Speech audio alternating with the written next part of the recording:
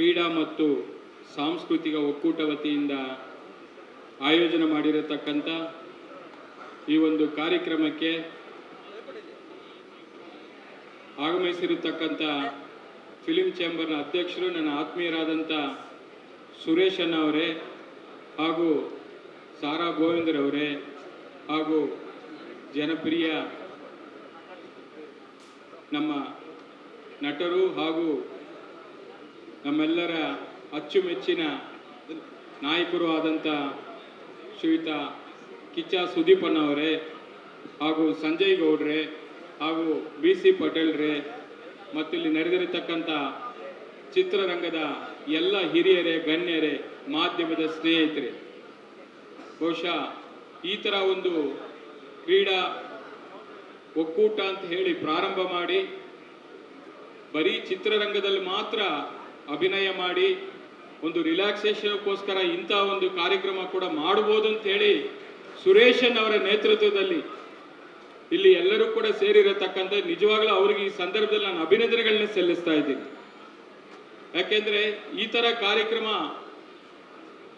ನಾವು ಹಿಂದೆ ಪುನೀತ್ ಅವರ ಹೆಸರಲ್ಲಿ ಅಪ್ಪು ಕಪ್ಪು ಅಂತ ಹೇಳಿ ಮಾಡಿದ್ವಿ. ಅದು ಕೂಡ 2ನೇ ಎಪಿಸೋಡ್ ಕೂಡ ಆಗಿದೆ. ಬಹಳ ಅಚ್ಚುಕಟ್ಟಾಗಿ 2 ಎಡಿಷನ್ ಮುಗಿಸಿದೀವಿ. ಬರೋ ವರ್ಷ ದುಬೈಲ್ ಮಾಡಬೇಕು ಅಂತ ಹೇಳಿ ಕೂಡ ಪ್ಲಾನ್ ಅನ್ನ ಮಾಡ್ಕೊಂಡಿದೀವಿ. ಚೇತನ್ ಸೂರ್ಯ ಅವರ ನೇತೃತ್ವದಲ್ಲಿ ಅದನ್ನು ಕೂಡ ತುಂಬಾ ಚೆನ್ನಾಗಿ ಮೂಡ್ ಬಂದಿದೆ.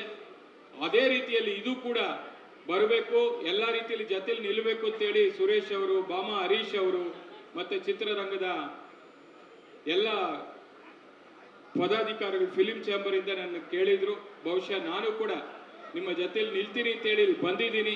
ಬಹುಶಃ ಈ ಕಾರ್ಯಕ್ರಮ 28, 29 ಏನು ಕೋರಮಂಗಲ ಸ್ಟೇಡಿಯಂ ಅಲ್ಲಿ ಏನು ಮಾಡಬೇಕು ಅಂತ ಪ್ಲಾನ್ ಮಾಡಿದ್ದಾರೆ.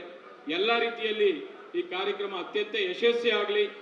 9 ಜನ ರನ್ನರ್ಸ್ ಮತ್ತೆ 9 ಜನ ವಿನ್ನರ್ಸ್ ಏನು 18 ಟ್ರೋಫಿಯನ್ನ ಬೆಳ್ಳಿಯಲ್ಲಿ ತಯಾರಿ ಮಾಡಿ ಕೊಡಬೇಕು ಅಂತ ಹೇಳಿದ್ದಾರೆ. ಅದೇ ರೀತಿಯಲ್ಲಿ ನಾನು ರೆಡಿ ಮಾಡಿದ್ದೀನಿ, ತುಂಬಾ ಚೆನ್ನಾಗಿ ಬಂದಿದೆ.